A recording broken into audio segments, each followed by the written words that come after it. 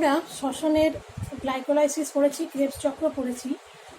তো এই দুটো চক্র পড়ার সময় আমরা সাবস্ট্রেট লেভেল ফসফোরাইলেশনে ডাইরেক্টলি এটিপি পেয়েছি, কিন্তু যে এনার্জি রিচ কম্পাউন্ডগুলো পেয়েছি মানে NADH আর FADH2, ওগুলোর এনার্জিটা কিন্তু ওই কম্পাউন্ডের মধ্যেই আবদ্ধ আছে। তো লাস্ট ধাপ যেটা রেসপিরেশনের লাস্ট স্টেজ, অক্সিডেটিভ ফসফোরাইলেশনের সময় এই এনার্জি রিচ কম্পাউন্ডের এনার্জিটা এটিপি হিসাবে মুক্ত হয়। তো এটা কাজ করে কিভাবে, বা এই চেইনটা বা এই সিস্টেমটা কিভাবে চলে, আজকে আমরা সেটা করব। অক্সিডেটিভ ফসফোরাইলেশন আমরা গ্লাইকোলাইসিস আর ক্রেব সাইকেল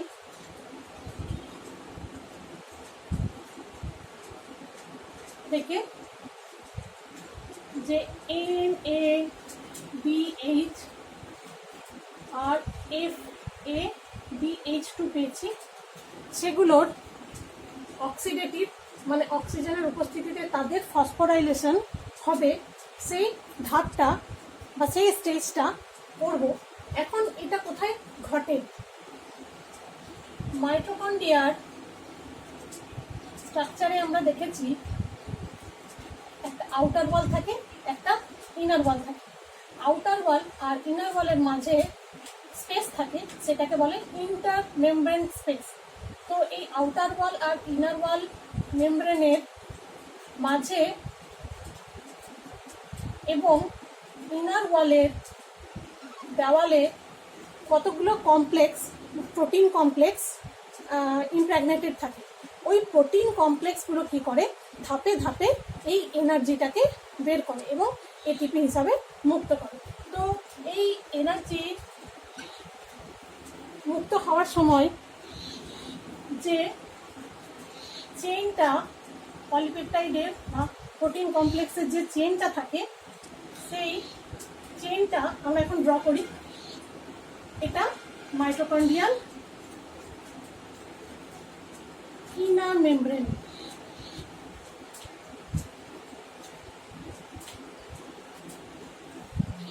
এটা হচ্ছে ম্যাট্রিক্স সাইডটা।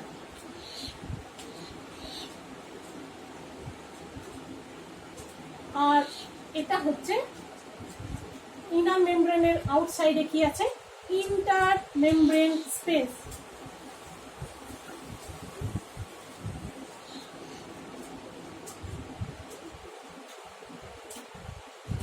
Inter membrane space.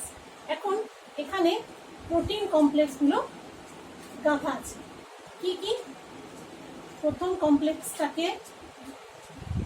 কমপ্লেক্সে থাকে FMN আর FES। তো FMN আর FES মিলে কমপ্লেক্স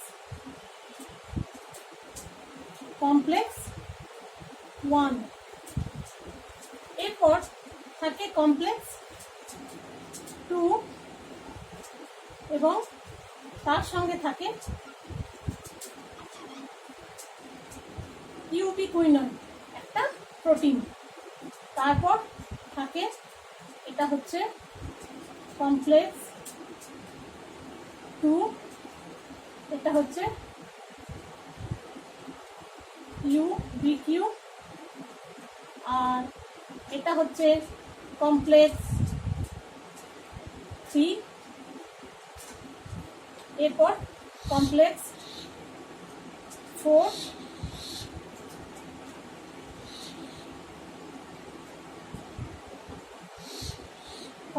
4, আর ফাইনালি থাকে কমপ্লেক্স 5, অর্থাৎ F0 F1 বা অক্সিজেন।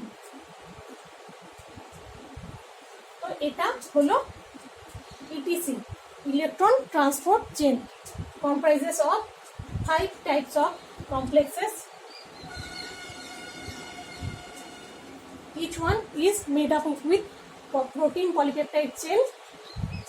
তার মধ্যে এখন ম্যাট্রিক্সের মধ্যে ক্রেবস চক্রের সময় NADH2টা তৈরি হয়েছিল, এখন ম্যাট্রিক্সের মধ্যে সেটা ওয়েট করছে।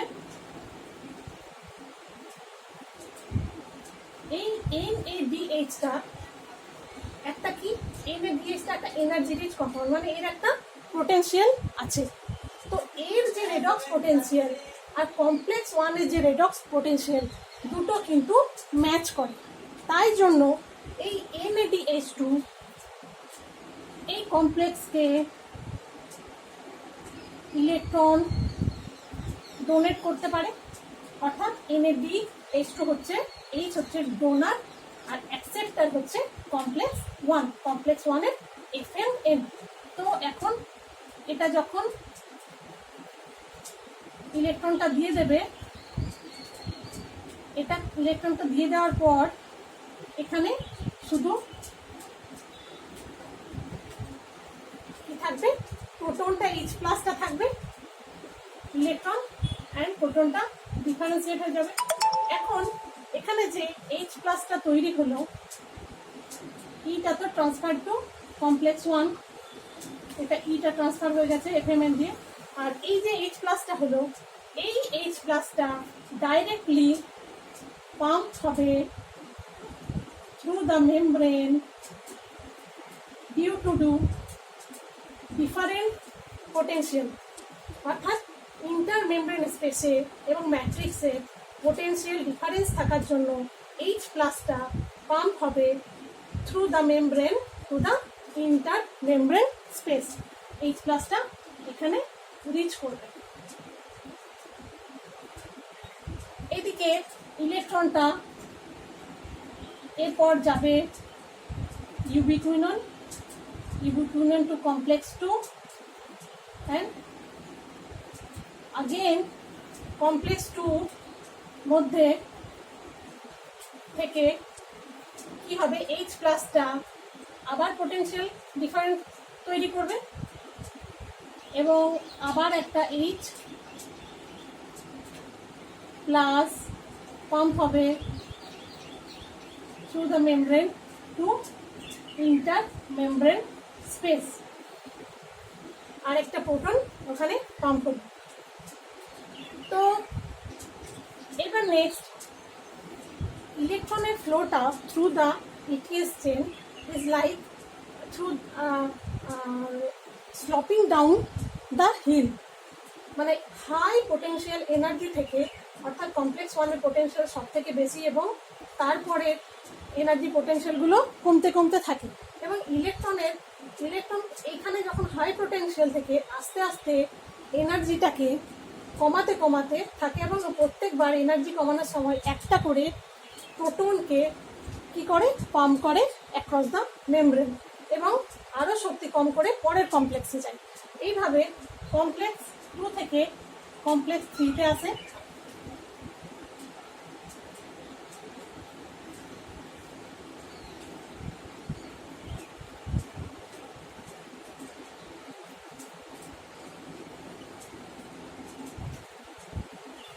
এখন নেক্সট একটা থেকে আমি দেখলাম 3টে প্রোটন পাম্প হচ্ছে। এখন এইখানে যে H+ এর পোটেনশিয়াল, অর্থাৎ H+ এর কনসেন্ট্রেশন খুব বেশি হয়ে গেল, এখানে কম, কিন্তু এটা রিভার্ট ব্যাক করার কোনো ওয়ে কিন্তু এখানে থাকে না। একমাত্র F0 F1 পার্টিকেলের মধ্যে যে ক্যানেল থাকে সেই ক্যানেল দিয়ে এই H+গুলো ব্যাক করে ম্যাট্রিক্সে এবং সেই সময় যে পোটেনশিয়াল ডিফারেন্স তৈরি হয় সেই প্রোটন মোটিভ ফোর্সটা কি করে, ADP-কে, যেটা কিনা ম্যাট্রিক্সে আগে থেকে তৈরি আছে, ইনঅর্গানিক ফসফেটের সঙ্গে যোগ করে ATP তৈরি করে এবং NADH এর ক্ষেত্রে এটা 3 টাইমস ঘটে বলে 3টে ATP তৈরি হয়, অর্থাৎ 1 NADH is equal to 3 ATP। Again আমরা যদি এটাকে কন্টিনিউ করি তো জানবো এখানে একটা এনজাইম থাকে যেটাকে বলে সাইটোক্রোম সি। এই সাইটোক্রোম সি এর মধ্যে কি হয়, থেকে H প্লাস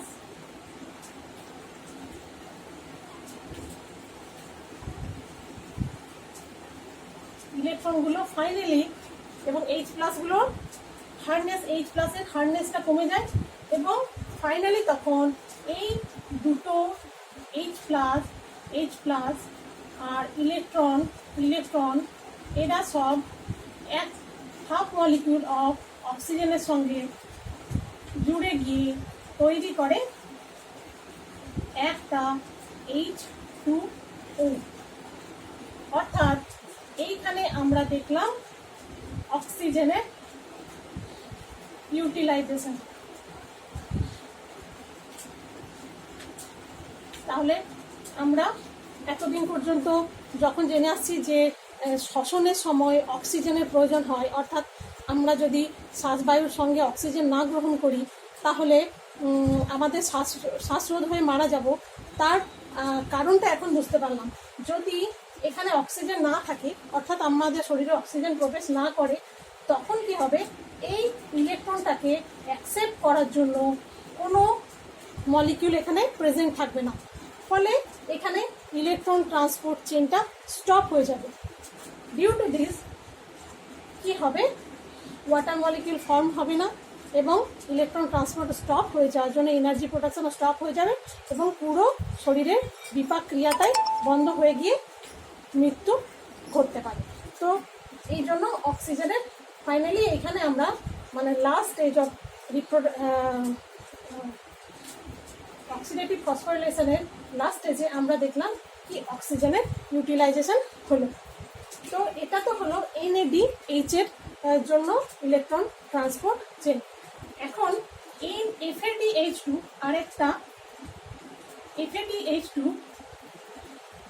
আরেকটা এনার্জি রিচ কম্পাউন্ড, কিন্তু FADH2 রেডক্স পোটেনশিয়ালটা কমপ্লেক্স 1 এর সঙ্গে ম্যাচ করে না, তাই জন্য FADH2 জারণটা স্টার্ট হয় কমপ্লেক্স 2 থেকে। FABH2 তা FAB প্লাস তৈরি করে এবং একইভাবে ইলেকট্রন দান করে, আর এই ইলেকট্রন গ্রহণ করে এবং সেই ইলেকট্রনের ক্রমাগত শক্তি ক্ষয়। তাহলে এখানে দেখলাম একটা প্রোটন পাম্প কম হলো, দুটো প্রোটন এখানে পাম্প হয়েছে, সেই জন্য এখানে FADH2 ক্ষেত্রে উৎপন্ন ATPর পরিমাণ হবে দুটো, অর্থাৎ 1 FADH2 = 2 ATP। তো এই যে রিয়াকশন হওয়ার পরে আমরা দুটো জিনিস পেয়ে গেলাম, NAD প্লাস FAD প্লাস, যেগুলো কিনা র মেটেরিয়াল ফর দ্য শ্বসন, এবং এই শ্বসনের র মেটেরিয়ালগুলো কি হলো, রিসাইকেল হলো, এবং রিসাইকেল হয়ে এরা আবার নিউলি কি করবে, গ্লাইকোলাইসিসে ক্রেবস চক্রে অংশগ্রহণ করবে, আবার through then they come to the oxidative phosphorylation, and oxidative phosphorylation আসার পর এটা আবার কি হবে, অক্সিডাইজ হবে এবং আবার র মেটেরিয়ালে পরিণত হবে। তো এইভাবে সাইকেলটা কন্টিনিউ হতে থাকে। তো এইটাকেই হচ্ছে ETS বা ইলেকট্রন ট্রান্সপোর্ট সিস্টেম বা অক্সিডেটিভ ফসফোরিলেশন। আর এই স্টেপটাকে অক্সিডেটিভ ফসফোরিলেশনের এই স্টেপটাকে বলা হয় কেমিও